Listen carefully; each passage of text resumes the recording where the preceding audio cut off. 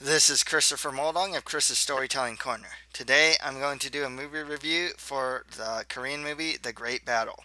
Next time I'll have a manga review for Skip Beat Volumes 31 and 32, an anime review for Shimoneta, and a movie review for Project Gutenberg. It's a Chinese movie. Check out my Twitter page and author's Facebook page. Links to all these will be provided on the description. I'd really like to hear from you guys as well, so leave any comments and make sure to subscribe and share this channel as well. So the way that this is going to work is that I'm going to give a recap of this movie, and then so they will have spoilers, and then I'll give my thoughts on the movie as well.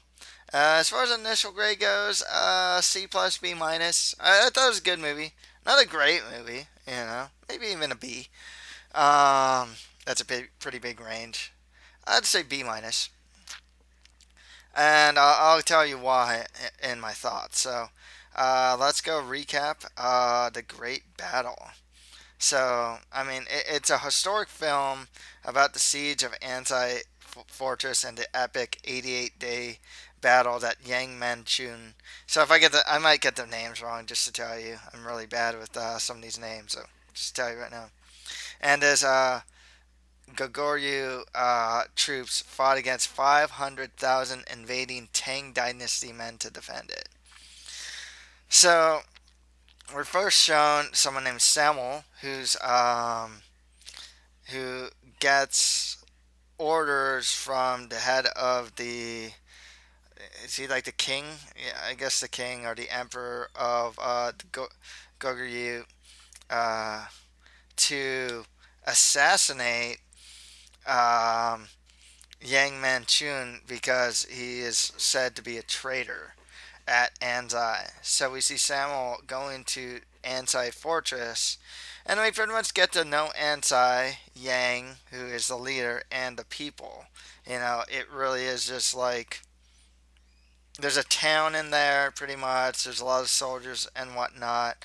They kind of do their own thing, and Yang's in charge of all this and kind of keeps it all together. He really represents the people and Ansai, and they have a really, they're very proud of Ansai as well. It also showed that Yang is given a special bow that he can't really. Is it strum? Yeah, I think it's strum at that time. This movie takes place really in three battles. So the first is kind of a standard battle. They have catapults. You have men trying to scale the walls of Ansai. One thing about the catapults is they're catapulting rocks onto and destroying the walls. But one thing they're noticing is that the walls of Ansai aren't utterly collapsing. They're not just breaking apart. And it turns out that the walls of Ansai are made out of dirt. That's why they're not falling apart. Um, Afterwards, they manage to fend off all the invaders and whatnot, and have countermeasures um, to pretty much stop all the invaders and win that battle. The next battle is a night battle. And what happens is the enemy, the Tang Dynasty, are now utilizing these mobile battlements. I think there's a name for them. They're like these giant wooden towers that can move forward, and they carry soldiers inside as well. Um, in this battle, um, well, I should say that before the first battle, we're also introduced to characters like Paso, who's one of the like leaders, squad leaders of, and we actually get to know a lot of the squad leaders um, of the Ansai, and also his sister Bika. And Paso and Bika have a romantic thing going on. So on to the second battle. You have the mobile battlements made out of wood. They're these giant towers that can move forward and can carry soldiers and whatnot. This one's interesting because Yang is actually an expert archer, expert marksman. So what they did to counter these is that they had some of the anti-men throw bags of oil into the air, and then like three of them, and they're big bags of oil into the air, and then Yang would shoot at them with a flaming arrow, causing this kind of chain reaction pretty much, and causing it to kind of the fire to spill onto the mobile battlements and destroy the battlements, and that's how they win. However, Yang does get wounded quite badly in this battle as well.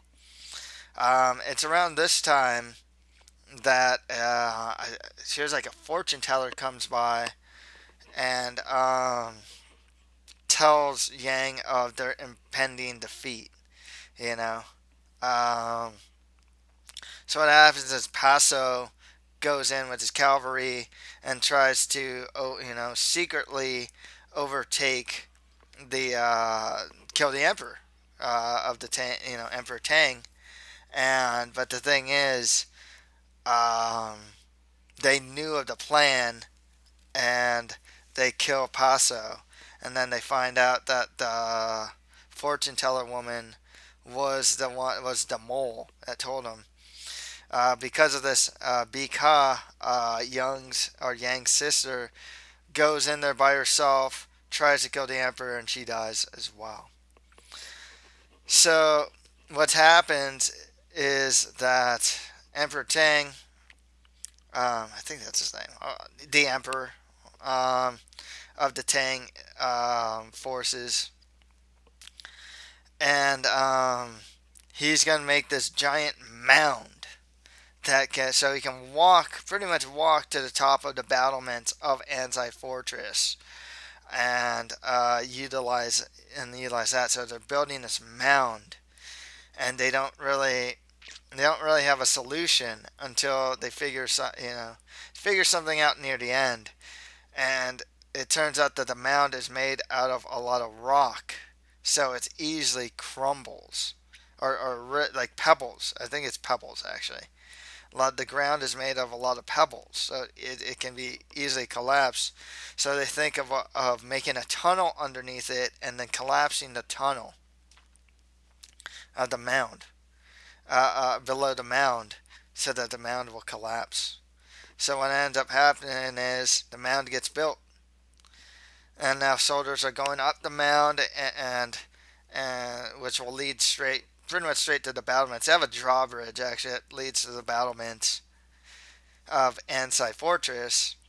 And then what happens? They're supposed to light the pillars on fire of the underground tunnel and run away. But the problem is there's all this water there. It was raining.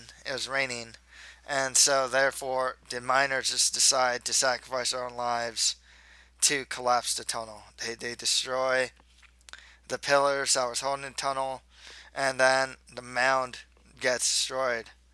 Or not destroyed, but it definitely collapses. And actually, Yang and his forces start using the mound to start shooting arrows, non-stop arrows for days. I mean, and it becomes just a war of attrition. The emperor is just like, wants to fight this war of attrition, and will just put his soldiers to keep going and keep going. During this time, Samuel is talking to the leader of the Goguryeo and the emperor on their side, trying to get reinforcements to help the anti forces. So what happens is that on the anti side they run out of arrows, but then Yang gets someone to get him the special bow, and then he makes a bow and shoots it, and it reaches the emperor of the enemies and shoots him right through the eye. And afterwards, the reinforcements do arrive, and they stop. They pretty much win, and stop the invading Tang dynasty. Emperor Tang ends up dying. Samuel goes to further his education, if I'm not mistaken, and Ansai is left in peace, and that's pretty much how the movie ends. Everything just kind of turns out good. They manage to defeat the enemy. So, before we get into my thoughts on the movie, I'd like to plug my author's website at www.chrismaldon.com, and you can read a new blog post on there every week. Also, do you like action, adventure, and fantasy?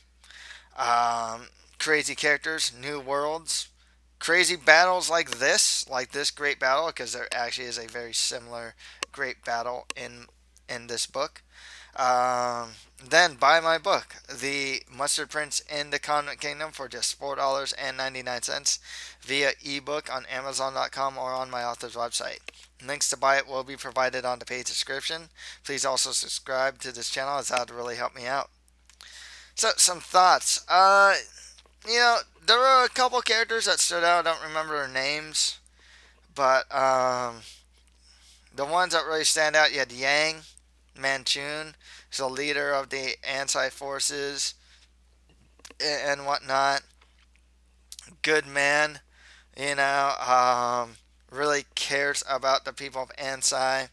He knows that Samuel's trying to kill him, and he keeps him because Samuel's Ansai himself. And smart guy, very capable on the battlefield, awesome with the bow and arrow. And he just kind of stood out. He's the real man's man. He's the leader. He's everyone that everyone looks up to him, but he's not too stringent. He's not too nice. He really is fair and balanced. We have Samuel, who really makes a 180 turn. I mean, he was gonna kill Yang. And then it turns out that as he's finding out more about Ansai and what it represents and what it's all about, and this man, Yang Manchun, and it's just like, okay, hey, this guy's not so bad. What's going on? Why do I have to kill this guy? Everyone looks up to him and whatnot. He leads Ansai quite well. What's going on? And then he turns and becomes pretty much one of sides with Yang. The emperor of the Tang dynasty, that guy is just searching for power. I mean, it's just a power battle. That's all he wanted. His motivation really wasn't anything else but just to gain more power, and his own overconfidence really did him in. He had all the resources, he had the men, but he definitely didn't have the heart and soul that Yang Manchun had. He just didn't have those other factors. He just wanted to rule, and that kind of was his own undoing. He really presented himself as kind of invincible. Sad scene, Paso and Bika ended up dying in the movie. I didn't think they would, actually, but it is unfortunate. You don't really get to know the characters too much. You get to know them enough. Some of these side characters enough. So that was pretty sad. I really liked how the movie was done, though. I mean, it was, and that, like, they call it the Great Battle. And one thing that's really cool is that it was a great battle. I mean, that's it really focused on the battle. I mean, yeah, you got to know about Ansai and the people and whatnot, but at the end of the day, it was about the battle, how to counter, how to counter strike against this invading force in three separate battles, and each of them different, each of them using different strategies to win. And I thought that was just well done. It doesn't. One thing I like about this movie is I don't think it didn't seem like it tried to be anything more than what the title indicates. A great battle, and that's what it is. It's fun, medieval type action, bows, arrows, catapults, swords, axes, like that type of thing. And there's a little bit of like politics in there with Yang being a traitor and whatnot, but Otherwise, I mean, it really was like, okay, it was kind of Braveheart in a sense. You have this invading army that just really wants to land and wants power against these people that are fighting for a little more. You know, they're fighting for their homeland. You know, in that sense, there's the Braveheart connection. You get to know about the homeland. Ansai becomes its own character. So, and that's a, it was a fun movie in that sense. That's why I gave it like something of like a B minus or whatnot. It was a fun movie if you want to see like medieval action and whatnot. Good movie. Pretty straightforward. There wasn't really. It's not that deep per se. I mean, everything is just kind of apparent. Uh, but doesn't really insult your intelligence too much. I mean, say for the where the guy shoots an arrow into the air and manages to hit his target that was just like a mile away. You know what I mean? That yeah, that's a little incredible. Some things are a bit incredible. You kind of expect that from this type of movie. Otherwise, fun movie. So that's all for today. If you like this, don't forget to subscribe, share, and comment to this channel. Thank you for listening to this movie review. Next time, I'll have a manga review for Skip Beat Volumes 31 and 32, an anime review for Shimoneta, and a movie review for Project Gutenberg. Thank you, and until next time.